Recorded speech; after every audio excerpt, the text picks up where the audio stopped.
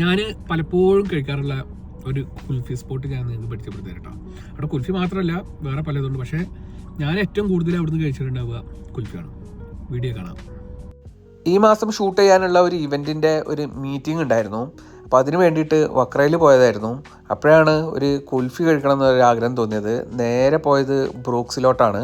Brooks നിങ്ങൾക്കറിയാലോ, ഇവർക്ക് വക്രയിൽ കൂടാതെ വേറെയും ഔട്ട്ലെറ്റുകൾ ഉണ്ട് കേട്ടോ ഖത്തറിൽ. ഇവിടെ കുൽഫി മാത്രമല്ല കേട്ടോ കിട്ടുക, വേറെ എല്ലാ ഐറ്റംസുകളും കിട്ടും. അതൊന്നും ഞാനിപ്പോൾ എക്സ്പ്ലെയിൻ ചെയ്യുന്നില്ല. നമ്മൾ വന്നിട്ടുള്ളത് കുൽഫി കഴിക്കാനാണ്. അപ്പോൾ അതിനെ പറ്റിയിട്ട് പറയാം. ഞങ്ങളങ്ങനെ കുൽഫി വാങ്ങി.